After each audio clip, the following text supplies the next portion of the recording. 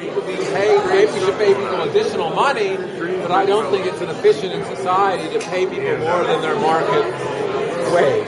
I mean, if we want to do something about that, we don't think they earn enough, we should redistribute through the tax system. It's inefficient to redistribute through the market like that. I mean, people negotiate for contracts all through the market. What does that mean? So a union... I understand that, but the difficulty is the unions actually, just as if I were at a set of companies and they had an agreement on prices, that would interfere with the market. So do unions agreeing on a wage for their workers interfere with the operation of the market. I'm saying it just doesn't have much effect in the private sector. The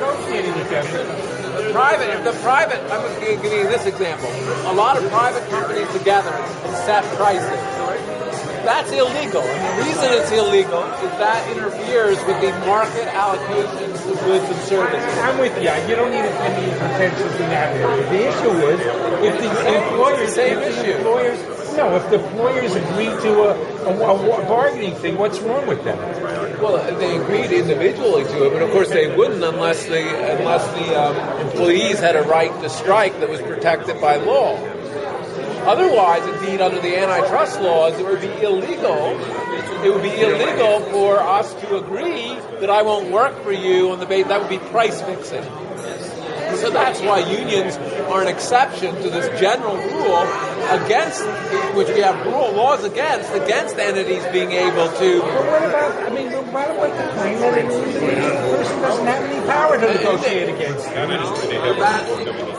On your point that public sector unions stifle creativity and innovation.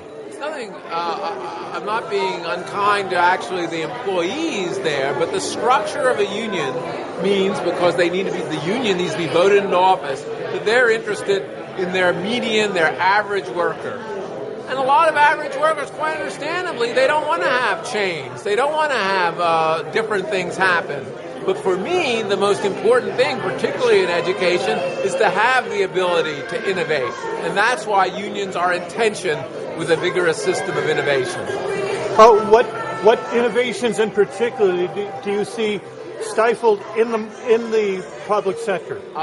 Things like merit pay, but I want to make clear that I'm not in favor of some particular innovation. The great thing about markets is that we have a variety of innovations that we then can evaluate. So it's not a particular innovation that I'm concerned about. It's that they have a tendency not to like the kind of change that I think our current leaders think are crucially needed in education. Such as merit pay. Merit pay, assigning teachers to schools that they may not want to work at, to have greater ability to reassign people, to have greater ability to fire people, to have greater ability to change their work rules so that they're working at different hours, and that we may bring a lot of education through videos and things of that sort, and yet have the teachers supplement it in a completely different way. I think we're at a time of great possibilities of innovation because of technology, and that's what I'd like to see maximized. Have you seen any innovations in the future that have merit that are being obstructed? I'm optimistic about a variety of innovations for education, including a lot more technology, which may mean very different roles for teachers that they may well not like. Merit pay, I think, could well be useful. Well, you're supposing that they won't. Well, no. The reason that they don't like merit pay, and this is clear in union literature, unions tend to compress the wage scale. In other words, they try to, and that goes back to they represent their median member, and that is not necessarily good for rewarding your highest members. There's a dictum in organizations, not just about unions, not about teachers in general, that 20% of the people in any organization have really 80% of the productivity of an organization.